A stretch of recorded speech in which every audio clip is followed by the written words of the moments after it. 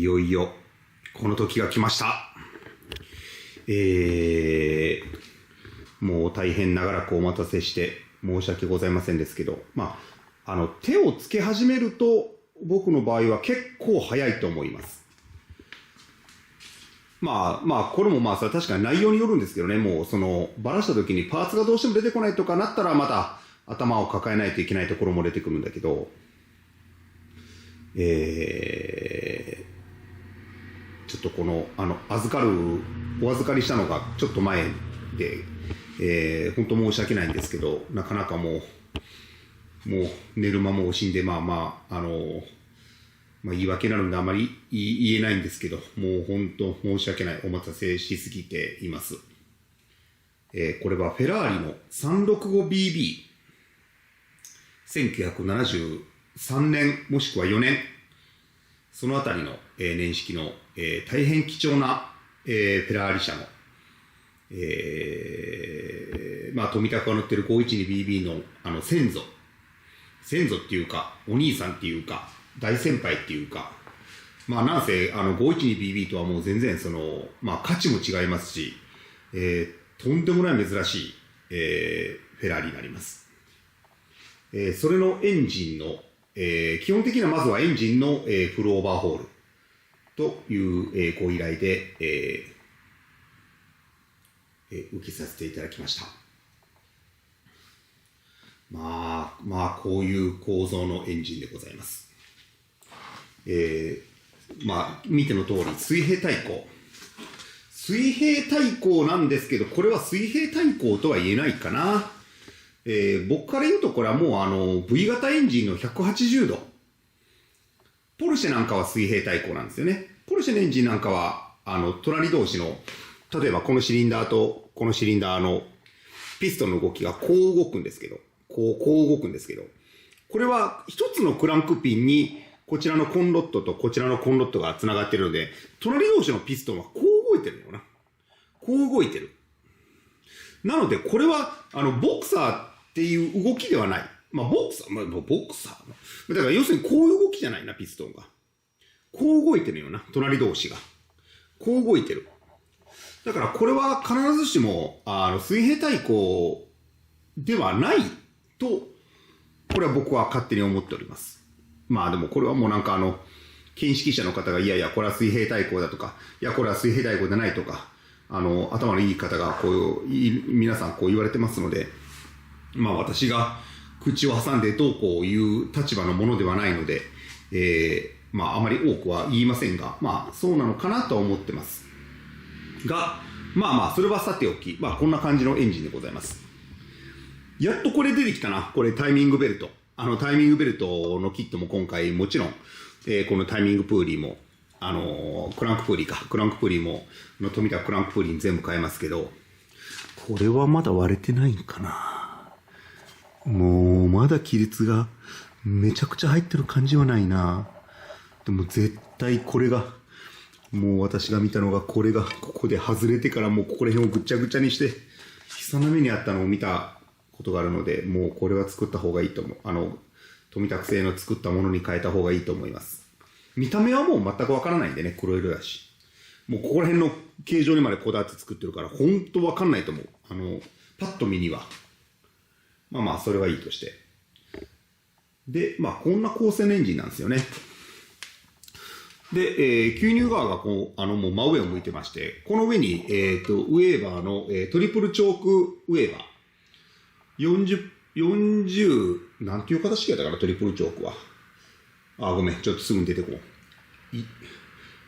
40、IC、3C、なんか、要するに3チョークっていうことでしょうね。トリプルチョークウェーバーが4つつきます。で、これタペットカバーがありまして、で、もちろんこの裏が排気。排気がついてきます。排気が。こんな感じで、排気がこうつきますね。そんな感じで、外に排気がアウトプットされるという。ここもどうなのかな。ここも、これも、そんなまだめちゃめちゃ漏れてはないけど、まあこれも、もう国産のオイルシールがつくように改造させてもらいます。まあそうやな。で、まあまあ、大雑把な構成を言うと、で、これがウォーターポンプ。ウォーターポンプの、これが、どれなのかな、これが、ロアーになるんか。で、これがロアーで、こっちからラジエーターから来た方が、ラジエーターから来たのがここへぶっ刺されて、こっから吸い込まれて、各部に圧送。この辺だな。この辺に圧送。ここに右バンクと左バンクに行って、最終的にこの上に抜けて、こっからサーモスタットでまた帰っていくという。まあ、この辺のパーツはないからあれなんですけどね。で、このウォーターポンプ自体はここの中に入ってるんだけど、この駆動を、この中のギアから、まあ、512BB、富田 512BB がそうなってたので、まあ間違いなく、それもそうなってると思うんですけどね。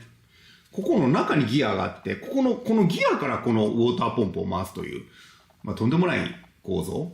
で、もちろん、まあ見てる通りですけど、もうウォーターポンプ、例えば水が漏れ出したとかするともう、潔くこの状態で、エンジンもこの下にあるミッションも下ろしてしまった方がいい。で、まあそんな感じの構造ですね。で、あとは、まあまあ、ちょっと、どういけばいいですかね。まあまあ、皆さん、もう、富田チャンネル見てる方は、詳しい方ばっかりだから、今更僕が説明するのもどうなんかですけど、ここにだからクラッチがついてるよな。で、ここにクラッチがあって、で、これが、まあ面白いよな、こういうね。で、やっぱりウォーク&ベックか、これメイドインイングランドになってますもんね、クラッチが。僕ら512BB はツインプレートクラッチになってて、あれも AP か。AP のツインプレートクラッチがついてますね。これやっぱこういうものはやっぱりイギリスのものがいいんでしょうね。やっぱりあのあたりはヨーロッパで、まあその辺をパーツをこう行き来してたんでしょうけど、やっぱりこれもその系なんでしょうね。これ AP かボーク&ベックか、まああのあたりのイギリス系のクラッチが使われてるんでしょうね。で、ここに、こっちにこの蓋があるんだけど、あれがメインドライブシャフト。メインドライブから、ここにギアが3つ入ってるんですよね。この裏に1個ギアがあって、真ん中にアイドラーがあって、で、この下にもう1個ギアがあって、で、このギアがここへ繋がる。で、そのシャフトが、さっきのシャフトがここへ繋がる。この穴に。だからここに、メンドラがあって、で、だから、ある意味、FR の、ミッションを、どういうかな。折りたたんだような感じだったよな。で、これアイドラーがあって、で、ここにもう一個、ギアがあって、ここから、このシャフトから、下にあるミッションのインプットに入っていってるの、これが。そういう構造。これがだから、何っていうんかな。ミニクーパーなんかのイシゴニス式っていうんか。ね。サー・アレック・イシゴニス博士。サーっていう、あれがつくから、名称、なんていうんかな。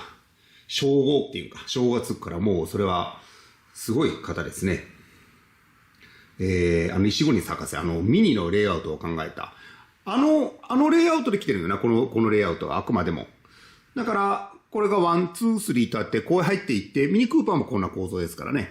で、この下あるミッション。この下にミッションがあって、で、ごちゃごちゃごちゃっとこの辺がシフトがあって、ギアがあって、で、最終的にここへデファレンシャルが入ってる。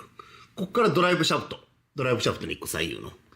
ね、こっちへも同じように、ドライブシャフトがあってと。ドライブシャフトがぶっ刺さってて、そのまま、タイヤを回すという。まあ、そんな構造。まあ、コンパクトっちゃコンパクトですけど、まあ、ちなみにこれ、250キロ。もうこれで踏んでも持ち上がりませんでした。だからおそらくまあやっぱり450キロぐらいあるんじゃないかな。このエンジンミッション。まあ、大きいわ。まあ、今のもうコンパクティックな自動車から言うともうそれはもう半ば考えられないような、もう巨大なエンジンミッションがここに乗っかってますけどね。まあでも僕は思うんだけどな、これらなんかもう超高価な車だ当時。新車の車。やはりまあこんなこと言ったら時代遅れも甚だしいんですけど、やっぱりこういう超高価な車っていうのは、やはりこのエンジンやミッションのこのメカニズムもやっぱりこんな感じの超複雑な、どういうかな、多気筒の超複雑なエンジンが積んでないとなんか価値がないような気がするんですけどね。すごいいい車でも4気筒のターボですとか言ったらなんかちょっとなんか寂しいなと思うんですけど、まあこんなこと言ったらもう時代遅れも甚だしい言い方なので、まあ、あんまり言うなって言われそうですけど。まあまあ、この頃のね、70年代なんかはもうこれが、もう、どういうんだったかな。もうステータスだ。そのね、当時の。で、まあそんな構造になってます。で、この365ベイベーは、あれ、ウェットサンプなんですよね。だからこっからエンジンオイルを入れる口があります。で、ここに口があるんだけど、結局、僕らが乗ってる512ベイベーは、ごめん、ちょっと細かく、いつまで回してもあかんから、ちょっと閉めとこう。で、512ベイベーは、実はドライサンプになってるんです。まあ、それもまた、僕の512ベイベーの写真と、この365ベイベーと、ちょっと比べながらまたエンジンばらしたら解説していっても面白いかもしれないですね。もともとはこのウェットサンプルで出したエンジンなんだけど、やっぱりなんかあったんだろうな、トラブルが。まあ、巨大なオイルパンで、おそらくこれも10リッター近くエンジンオイルが入って、で、その隣にミッションオイルがあって、ミッションオイルも、8.5 から9リッター、ミッションオイルも入るんだけど、なんか問題が起きたなと思う。やっぱりそのコーナリング G でエアーを吸ったとか、エンジンが壊れたとか。何かあったなと思う。んで、512ベイベーから、ドライサンプになってます。だから僕らのエンジンはこれはないですね。でもこれもなんか取ってつけたよな、これ。オイルの注入口だから、もしかしたらあれだろうか。365ベイベーも、試作でドライサンプをやってたんかな。これだってこれ隣のメクラをそのまま持ってきたらそのままメクラになるもんね。だから市販はこれでしたものの、もしかすると、これはもうもしかするとの話だけどね。もしかすると、それかもう当時の365ベイベーのレーシングなんかはもう自動的にドライサンプになってたのかもしれないですね。まあちょっとその辺の謎は深まるばかりでよくわかんないですけど。あ、これな。これ添加時期が書いてあるな、これ。こんなんもフリーよな。今から思うとね、今ないっすよね、こんなのね。1、9、5、12、3、8、6、10、2、7、4、11の添加順序です。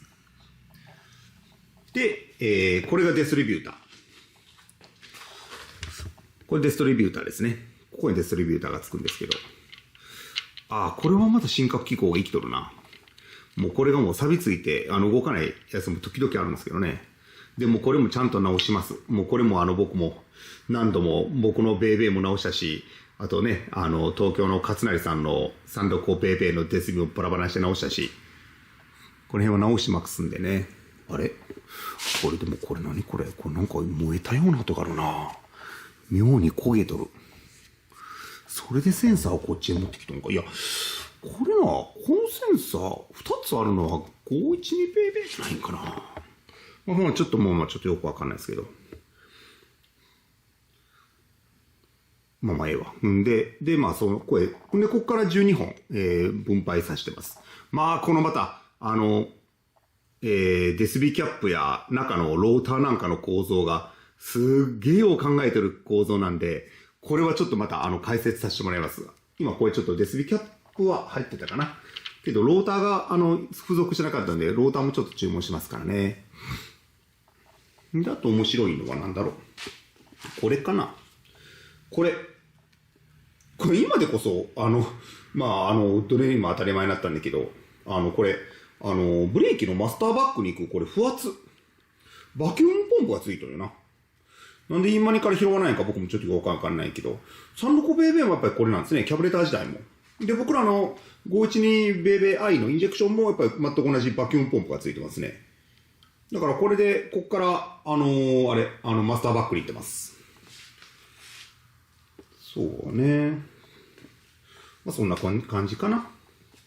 ちょっとばらしていってみます。とりあえずね。よいしょ。まずはちょっとこのバラバラする前に、このバルブタイミングなんかどんな状態で動いてたかっていうのもちょっと全部記録しておきます。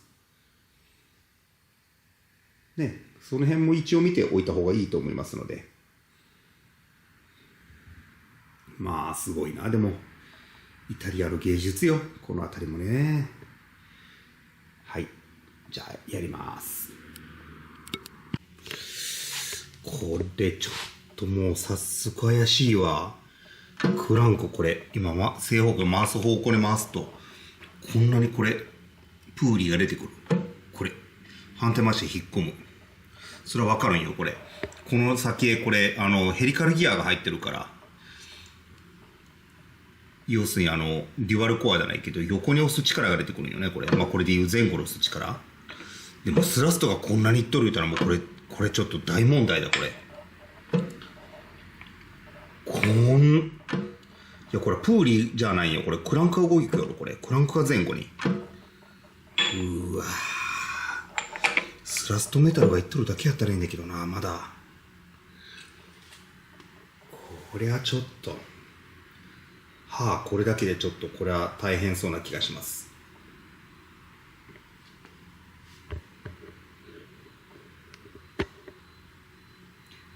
まあちょっと、ばらしていきます。今まだバラす前のチェックですけど、これは僕が持ってた純正のローターをちょっと持ってきました。これが今一致するポイントなんやな。これが、点火時期のポイント。上視点全、10、おそらく10ちょっとだと思うんだけど、で、その時が、これ、ここに今一致してると線が書いてないけど、線が10って入ってるから、やっぱり10ちょっとだな、これ。ちょっとわかりにくいかな。見えたかなあれ。10より、ちょっとまだ進んでるから、13ぐらいですかね。だから13ぐらいがおそらく適正な点火時期。だから今これデスビアだから合ってる、これで。で、今こっちのカムカバー外してないけど、もちろんこの山の向き、カム山の向きからしても、こう出てると思いますね。で、これプラグの穴から、まあちょっとわからんわな、これ。プラグの穴からピストンを覗いてもちょっとこれわからんですよね。まあそんな感じですね。まあちょっとこの辺のまたカムの面白いことをやってるんですけど、この辺に関してはちょっとまた、後からご説明させてもらいます。